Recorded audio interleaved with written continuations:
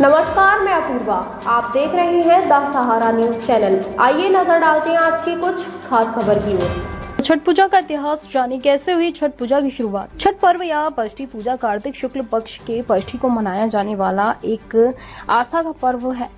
दिवाली के 6 दिनों बाद छठ पूजा की शुरुआत होती है। इस साल छठ पूजा 5 नवंबर से नहाय खाए के साथ शुरू होगी। इसके बाद छठ पर्व 4 दिनों तक चलते हुए खरना, संध्या, अर्घ, प्रातःकालीन अर्घ के साथ 8 नवंबर को समाप्त हो जाएगा। छठ पूजा की शुरुआत कैसे हुई, इसका जवाब हमें कई पौराणिक कहानियों में मिलता है। पौराणिक कहानियों के अनुसार त्रेता युग में माता सीता और द्वापर युग में द्रौपदी ने छठ पूजा व्रत रख कर सूर्य देव को अर्घ दिया था। आइए विस्तार से जानते हैं छठ पूजा का इतिहास और छठ पूजा की शुरुआत की कहानी। राजा प्रियव्रत के घर में मृत संतान का हुआ जन्म। पौराणिक कथा के अनुसार राजा प्रियव्रत बहुत दुखी थे क्योंकि उनके कोई संतान नहीं थी। उन्होंने महर्षि कश्यप को अपनी समस्या बताई।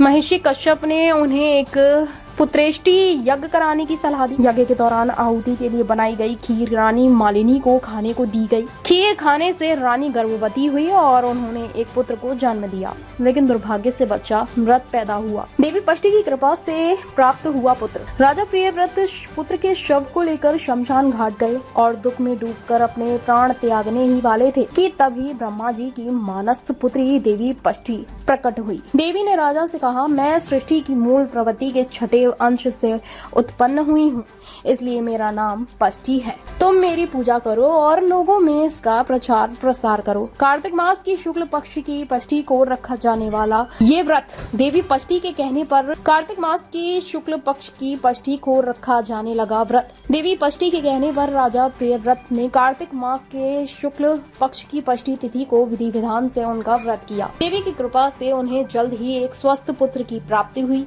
राजा ने पुत्र को पुनः प्राप्त करने के बाद नगरवासियों को षष्ठी देवी का प्रताप बताया। तब से षष्ठी देवी की आराधना और उनके व्रत की शुरुआत हुई।